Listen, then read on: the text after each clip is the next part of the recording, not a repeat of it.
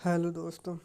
तो दोस्तों आज हम बात करने जा रहे हैं। एक तो हम फाइजोस्टिगमिन नियोस्टिगमिन के कंपैरिजन की बात करेंगे, दूसरा हम एट्रोपिन पॉइजनिंग की बात करेंगे, तीसरा हम एक डिजीज है डिमेंशिया उसकी बात करेंगे। तो सबसे पहले हम कंपैरिजन की बात करते हैं। तो फाइजोस्टिगमिन और नियोस्टिगमिन के कंपैरिजन में क्या होता है।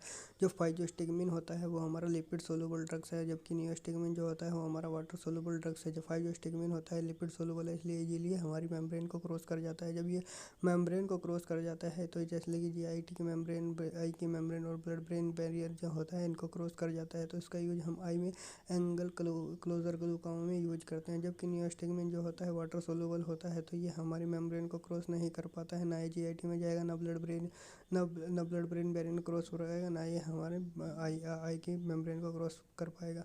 दूसरी बात करते हैं हम एट्रोपिन पॉइजनिंग की। एट्रोपिन पॉइजनिंग में क्या होता है, एक्चुअली एट्रोपिन जो होता है वो भी हमारा ब्लड ब्रेन बैरियर को इजीली क्रॉस कर जाती है। जब ये ब्लड ब्रेन बैरियर को क्रॉस कर जाती है तो ये हमारी प्रॉब्लम काउज करती है सेंट्रल नर्वस सिस्टम में।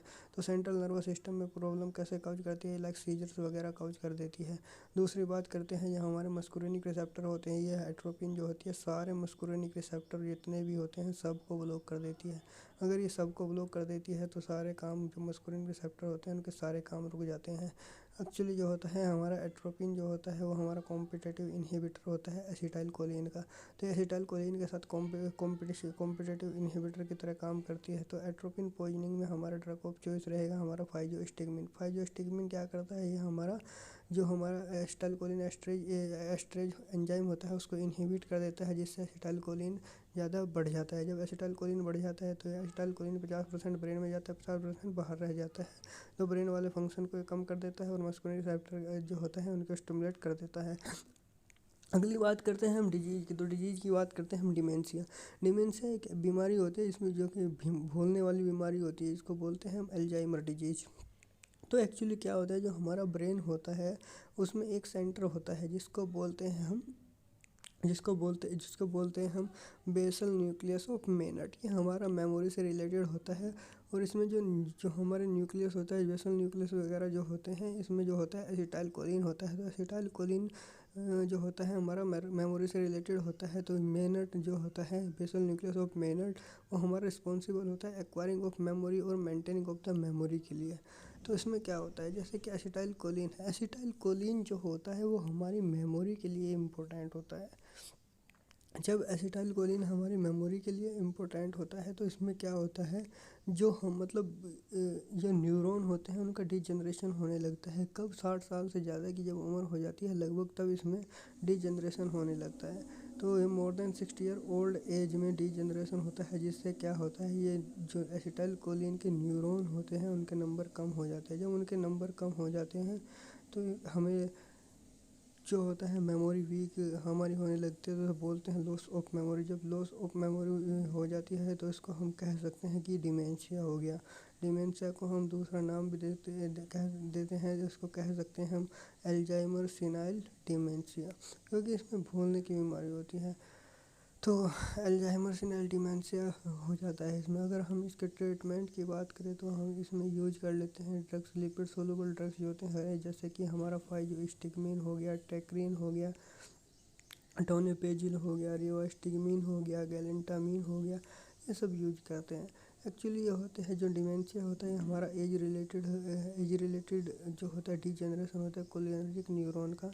ये उसमें होता है बेसल न्यूक्लियस ऑफ मेनट में। तो उसमें प्रॉब्लम तो हमारी मेमोरी में प्रॉब्लम होने लगती है, तो इसके लिए हम ड्रग्स का यूज करते हैं। जैसे कि हमारा फाइजोस्टिगमिन की बात करते हैं। जो फाइजोस्टिगमिन होता है वो तुम्हें पता है क्या करता है, एसिटाइलकोलिन एस्ट्रेज को इनहिबिट कर देता है और जो हमारा एसिटाइलकोलिन को बढ़ा देता है। एसिटाइलकोलिन बढ़ा देता है तो दोनों जगह एसिटाइलकोलिन बढ़ेगा, ब्रेन में भी और जो हमारा पेरीफेरी होता है, पेरीफेरल जैसे मस्कुलिन रिसेप्टर जहाँ पे होते हैं उनमें भी, तो आउटसाइड में भी और ब्रेन में भी, ये दोनों जगह हमारा एसिटाइलकोलिन को बढ़ा देगा। जो ब्रेन वाला है तो ब्रेन में एसिटाइलकोलिन बढ़ाएगा तो मेमोरी इम्प्रूव हो जाएगी तो सही रहेगा। लेकिन ये जो आउटसाइड में हमारा एसिटाइलकोलिन बढ़ा देगा, ये हमारे मस्कुरेनिक रिसेप्टर जो होते हैं उनको स्टिमुलेट कर देगा। जब उनको स्टिमुलेट कर देगा तो हमारे कौन कौन से रिसेप्टर होते हैं मस्कुरेनिक, M1 M2 M3, तो ये जो होते हैं ये M1 M2 M3 M1 होता है हमारा जो होता है स्टमक में होता है। तो क्या करेगा एसिडिटी, तो ऐसे तो हमारी इंक्रीज कर देगा हमारे HCl को इंक्रीज कर, तो एसिडिटी काउज करेगा। जो दूसरा होता है M2 तो होता है हमारे हार्ट में होगा तो हार्ट रेट को कम कर देगा। तीसरा होता है वो हमारा कहाँ होता है, वो हमारे ग्लैंड्स पे होता है, सिक्रेशन को बढ़ा देगा। GIT पे होता है तो पेरिस्टाल्सिस मूवमेंट को बढ़ा देगा। लंग्स पे होता है तो ब्रोंकोकंस्ट्रिक्शन कर देगा। ब्लैडर पे होता है, यूरिनरी ब्लैडर पे होता है तो यूरिन आउटपुट को बढ़ा देगा। तो इसलिए हम पाइजोस्टिगमिन को यूज नहीं करते हैं। दूसरा हमारा टेक्रिन आता है। टेक्रिन जो होता है ड्रग ऑफ चॉइस था। इसका मतलब क्या है कि मतलब ये एसिटाइलकोलिनेस्टरेज को इनहिबिट करता है। लिपिड सोलुबल भी है। 99% से ज़्यादा ये ब्रेन में चला जाता है, आउटसाइड में बहुत कम बचता है। तो फिर भी ये ड्रग ऑफ चॉइस था क्योंकि ये बहुत शॉर्ट एक्टिंग है, मतलब ये लगभग 4 घंटे तक ही काम करता है। तो दिन में 6 बार देंगे। अब बीमारी हो रही है डिमेंशिया की तो पेशेंट कैसे लेगा। और ये दूसरा काउज करता है हेपेटोटॉक्सिसिटी भी काउज करता है, तो इसलिए हम टेक्रिन का यूज भी नहीं करते हैं। तो अब ड्रग ऑफ चॉइस रहा हमारा जैसे कि डोनेपेजिल, रिवास्टिगमिन और गैलेंटामिन, ये हमारे ड्रग ऑफ चॉइस है। ये क्या करते हैं, ये एसिटाइलकोलिन एस्टरेज को इनहिबिट कर देते हैं। एसिटाइलकोलिन एस्टरेज जब इनहिबिट हो जाता है तो क्या होगा, हमारा एसिटाइलकोलिन बढ़ जाएगा। जब एसिटाइलकोलिन